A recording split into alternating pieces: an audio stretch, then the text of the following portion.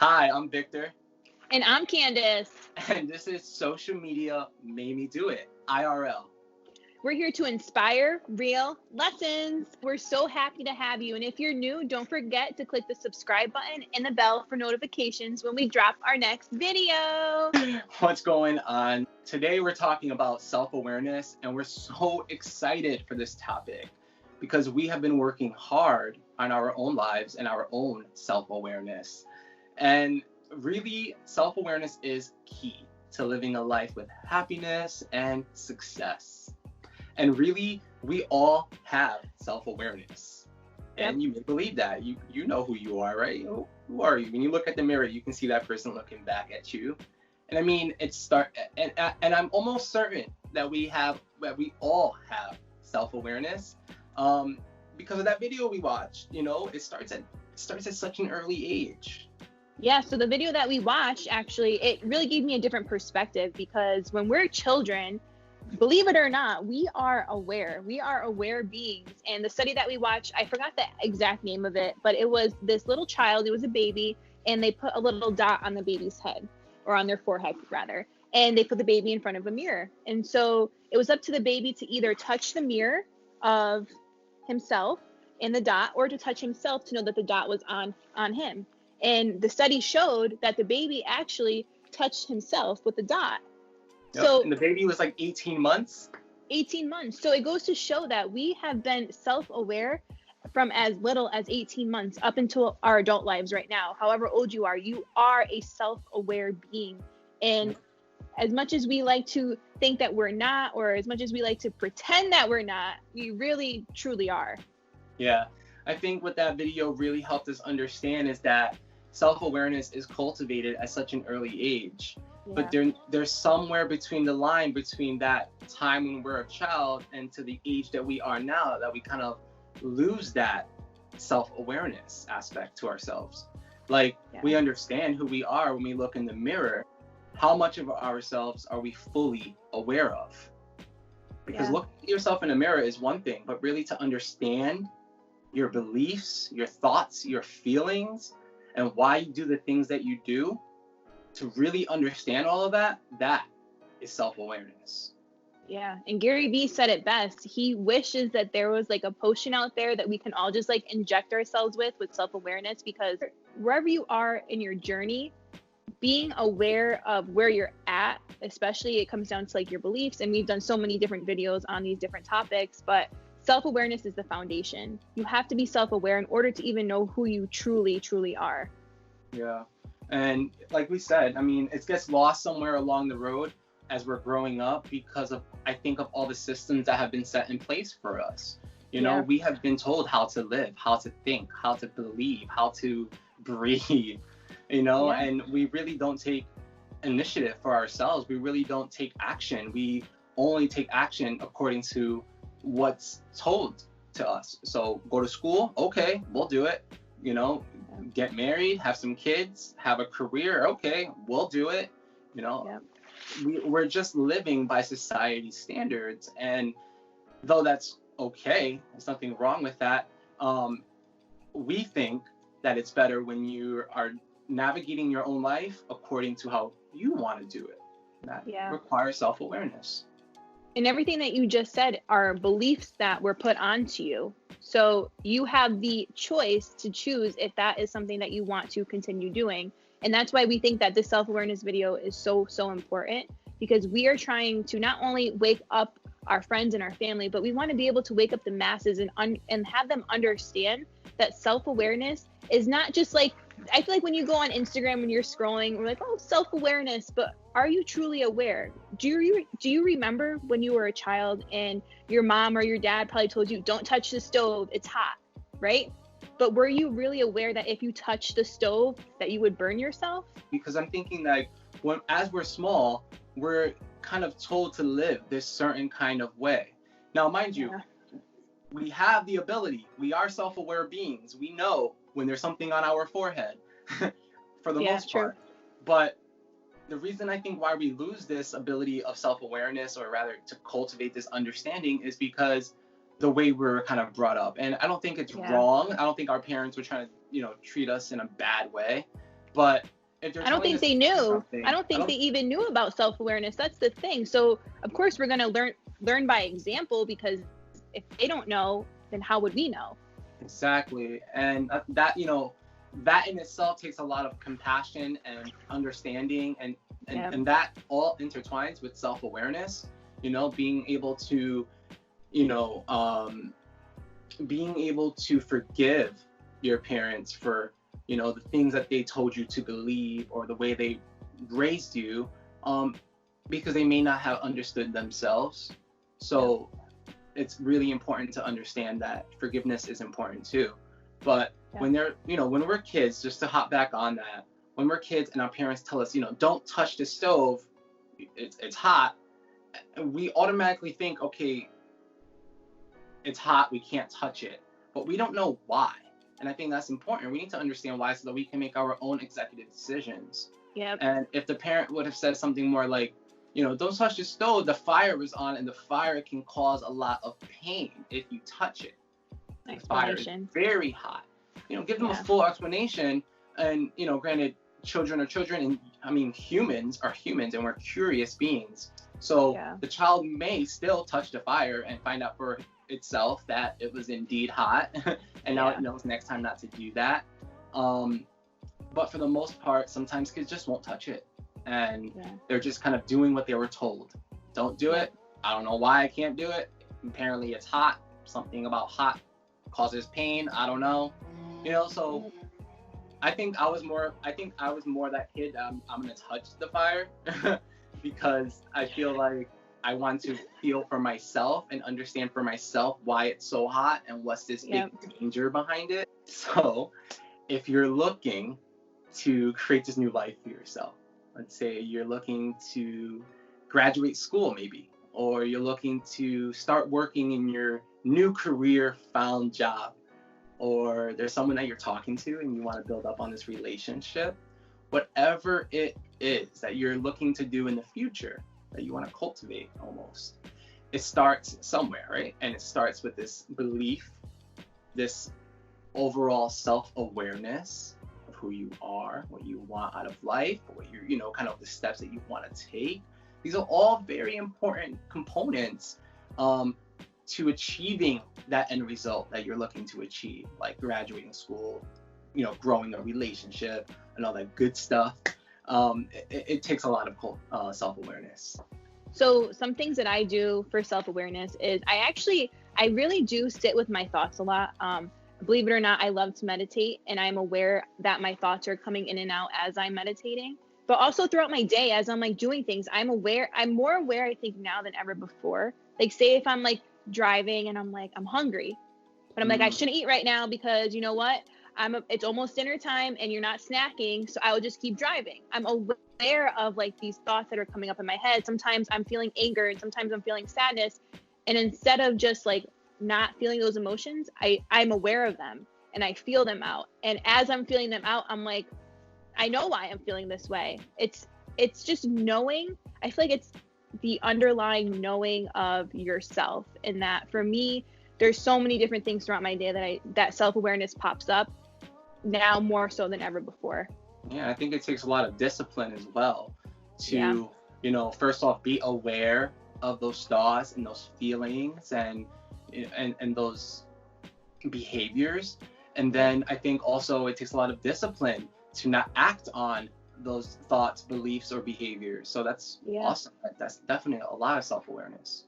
And I think we were talking the other day too, and I was telling you like, okay, so have you ever been in a situation where you're not sure how to handle the situation, right? You could do one or two things. You could be really like okay with it, or you can be like really mad with it, depending on the situation.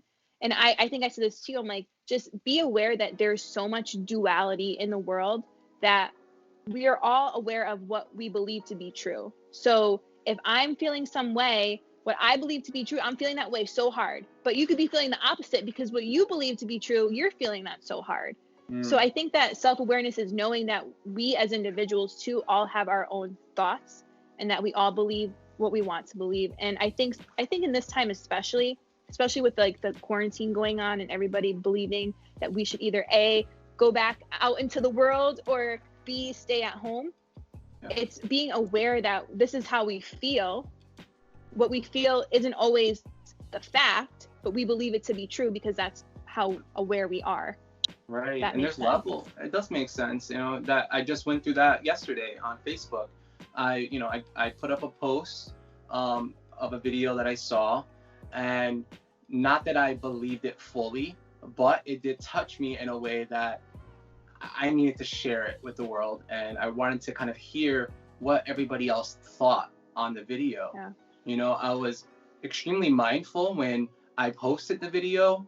I was aware that it can, create this sense of hostility and negativity. Yep. And through that, I made sure that I projected myself outward onto Facebook in a way that tells people, hey, I'm sharing this with you. I'm aware that it's controversial, but I am Yep. just looking to create a peaceful conversation with everyone. And if you're going to be negative or hostile, I would have to remove you. And Yep. that is self-awareness, Yeah. And I think that even believing, whatever you believe, becomes your reality. And that is self-awareness. Yeah. But like I said, there's levels to this. For instance, I could have posted something on Facebook yesterday, having self-awareness, having, aware that it's making me feel some way and I want to share with the world. But then how much research did I do? What stance am I taking on this video? Am I taking the stance that they're correct 100% no matter what anybody says? Or am I just posting the video to share and it's with a sense of neutrality and I just want to create a conversation, So self-awareness, there's levels, for sure. I think that the digital world now too, especially makes self-awareness into like a whole new like realm, because especially on social media, like we're aware of ourselves like outside the camera, right? We're aware of how we live, with the car that we kind of drive, our family. But then on social media, a lot of the times you'll see people being a different person, and they're aware that they're doing these things. And I want everybody who is watching this to know that, of course, we love social media. Like social media made us do this, but at the same time, be aware of the things that you're posting, because a lot of the times, especially I've noticed in my real life and IRL, is that I'm aware of what I'm posting, but if you see someone in real life who's posting one thing on social media and living something else, just be aware that they're aware that they're doing that. And it's just to put up this like almost like, I guess when we compare people on social media, we're kind of seeing what we want to see from them rather than what it really is. And we're all aware of the content that we're putting out. I feel like on an everyday basis, like Victor knows what he's putting out, I know what I'm putting out, and we're aware of the consequence if we put something out that could be controversial, like Victor was saying with what he did. But it's just being fully aware and understanding that, just the knowing. I feel like it's just the knowing at the end of the day. Yeah, it's definitely the knowing. And I think that even more so, just like kind of pushing it forward, yes, that is one aspect of self-awareness. And then there's another aspect. I think there's layers to it for sure. There's so many layers to it.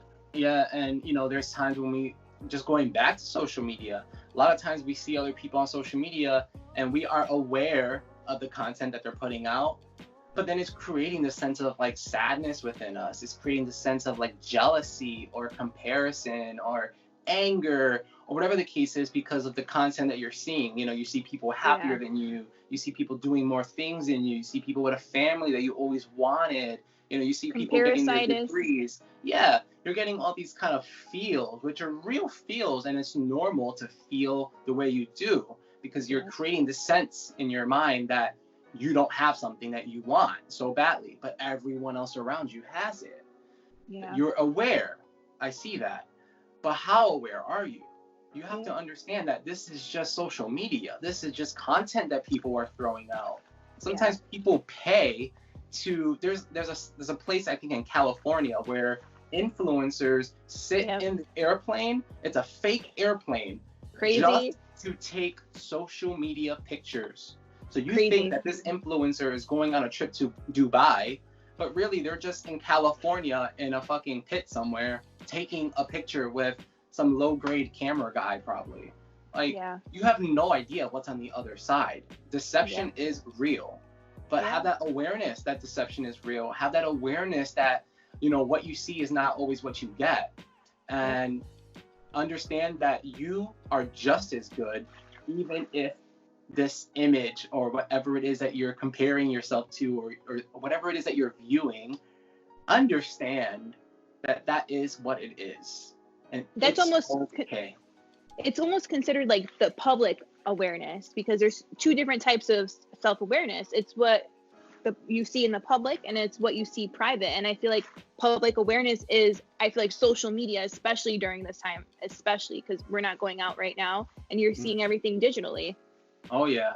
I really love that, the private self-awareness and then the public self-awareness, you know, and to give you a better understanding of what we mean by that, it goes into two components, at least from our own understanding. I mean, you could describe self-awareness in so many ways, but with our understanding, the public self-awareness is kind of what's happening now. We are aware of everything that's happening.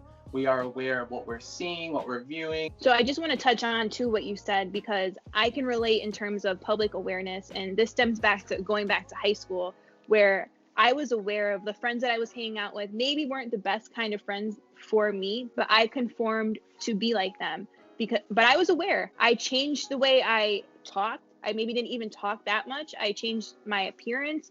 I wasn't as creatively expressive as I was because I felt like I was going to be judged. But I was aware I was doing these things just to fit in with these people who now, in this time right now, I'm not even friends with. Isn't it crazy? Like how we do things? Yeah, I was aware of it. And I think we all do things that we're aware of that we know maybe we shouldn't be doing, but we still do it as well. Yeah, and I think that's where private self-awareness comes into play. You know, private self-awareness is what you do when no one is around. It's the behaviors and the thoughts and the emotions that you feel when no one is around.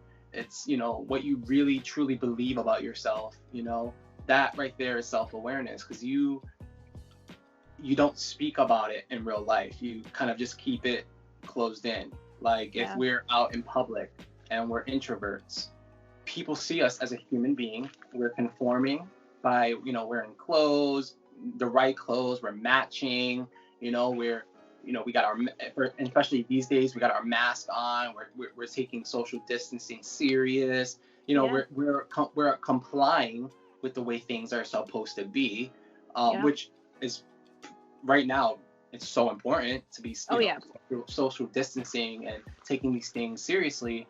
But just an overview, you know, of how we behave outside. But then as we're doing all this social distancing, we're out in public, people see us like that on an outside perspective, but then inside we're dying. So we're like, oh my God, I'm such an introvert. I do not want to be out here with people. I'm so anxious. And then all these sensations are happening in your body, you know? So yeah, you're spot on. Yeah, it's good to be aware of those things, because oftentimes people are kind of like navigating life on autopilot, and they may be introverts, and, you know, they may be aware of the public eye and how they're supposed to, you know, behave, but they are struggling to find their private version of self-awareness. You know, what are these sensations that I'm feeling when I'm out in public? Why do I feel this way? What can I do to feel better? These are really important things to understand and to ask yourself, to cultivate that aspect of self-awareness. Now, I have a question for you. So, like, what moments, I guess, in your life do you feel like so self-aware, where you're like, oh my goodness, I'm aware of this right now, like I'm feeling it? Every day of my life. Every day of my life. When I look at the clock, for instance, and I see 111 or 222 or 333, no matter what it is, when I see repetition, when I see 711, when I see number 711, when I see 101, no matter what, it could be 3:58. It doesn't matter. When you would take that moment to just look at the clock and you're just noticing it, I'm aware that time is of the essence. I'm aware that I'm alive and it's Friday, and I'm aware that I'm doing things that I love. I'm aware that it's a timely process. You know, I'm aware that I have people in my life who love me. I'm aware that I have a lot of goals and ambitions that I want to achieve, and, you know, and turn it into my reality. So yeah, every day, I'm practicing a sense of self-awareness. And I think even through meditation and mindfulness that I've been, living by has really, really been helping me. I would say meditation on my end as well. And I would absolutely love it, Victor, if you created some sort of like kind of self-awareness meditation for everyone who is watching, because I feel like when I meditate, I feel like I'm at the most aware state that I've ever been. I'm aware of thoughts that are coming in. I'm aware of the feelings and the sensations throughout my body. And I'm aware of just literally just being. And I think that you can provide so much value to everyone who is watching, because I know that you're on this mindfulness journey, and I feel like meditation is key to self-awareness. In my personal opinion, I know you might think something different, but in my opinion, I think that it's really important. Yeah, I think so too. I think that it's especially important because it's helping you to stay grounded, and it's helping you to, again, regulate your emotions. So when you're feeling anxious and scared and sad, you are able to identify what you're feeling faster, and you're able to get yourself back to a normal baseline again. And through meditation and through mindfulness, you're able to do that, which is beautiful, especially during these times. I know with meditation the other day, it was a beautiful moment that I had. And it's crazy because I've been meditating, not crazy, but it's odd because I've been meditating now for quite some time. It's been, I would say, almost going on a year that I've been actually religiously meditating. There are days when I forget, I'm not perfect, and there are days when I do 5 minutes, and there are days when I do 20 minutes. It all varies, but I had an experience the other day that was really nice, but I did it outside in my backyard because I wanted to switch up where I do my meditation. It's a good idea. And it was a 20-minute meditation session. I sat there, and it was very difficult for me to sit there because I wanted to do other things. I wanted to create some content. I wanted to create some captions. There was a video on YouTube that I wanted to watch, and I wanted to text Shanna. So there was a lot of things that were just kind of scattered in my mind. I was still able to, able to identify, the thoughts that I was having and just like kind of letting it just be. Yeah. The reason why I'm bringing this up is because at the end of my meditation session, I just sat there in awe. Because I was like, what I took away from this one experience is understanding the impermanence of the world and how things are just not permanent.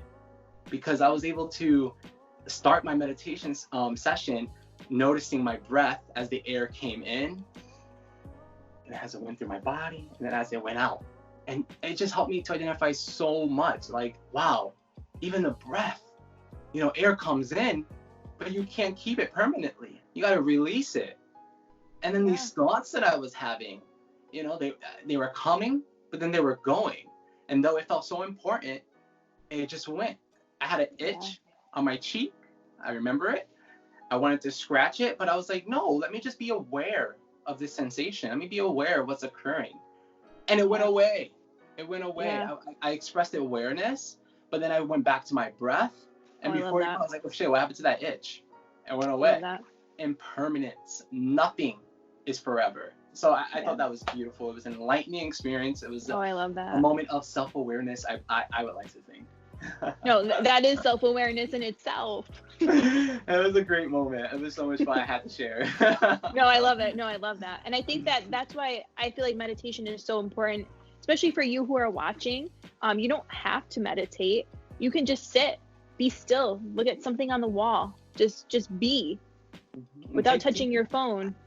Yeah, leave your phone alone. That is such a trigger, especially when you're trying to manifest this state of self-awareness and you're trying to really cultivate it, and you're like, you know what, I'm ready to learn about myself.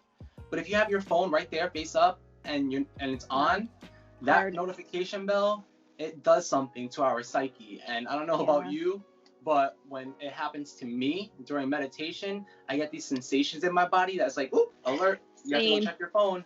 Same.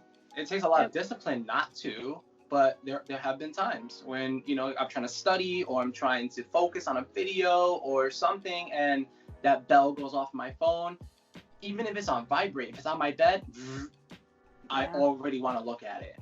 That's disgusting. It's like the urge. Yeah, It's I feel disgusting. you. So definitely, if you're trying to practice this, self-awareness, and you want to do it maybe through just deep focus or meditation, or maybe some simple like deep breathing, leave your phone out of your room. Or keep it on airplane mode. Like don't put yourself through that, because the phone will still be there when you're done. So here is a fun takeaway that you can do as soon as you're finished watching this video. Pause the video or stop the video when you're done. Lock your phone, put it on airplane mode, and just sit in your room and take a few deep breaths. And as you do so, reflect on your day. How did it go? What went well? What didn't go so well? What were you excited for today? What were you not so excited for? What are you planning to do tomorrow? What do you want your day to look like tomorrow? And also think about the whole past week. How has it went for you? Has it been going all right? If it wasn't, why not? What happened? Do this, and do this without judgment. Reflect, stay here in the present moment, feel yourself, that you are here, that you are safe, but reflect and think about everything that occurred. And the most important part of this is doing it without judgment. Give yourself 5-10 minutes of just doing that, just reflecting and asking those key questions. And then let us know how your experience went. Let us know in the comments. Come back to our channel and tell us. I'm so excited for that. I really would love to know how that moment went for you. How was it to sit with yourself and reflect on your day, on your days, and on your tomorrow, like on how you want it to be? So as you can see, Victor and myself, we go through these things just like you. We're aware beings, but at the same time, we go through stuff and we have to sit and work through it. And we hope that this video has brought you some sort of value. And we would love, love, love if you subscribe to our channel by clicking the button below and the bell for notifications. We're also on Instagram and Facebook, where our number one goal is to provide value. And I hope you enjoyed this video as much as me. Even me being in this video, I learned a lot. So with that being said, Victor, take it away. Namaste.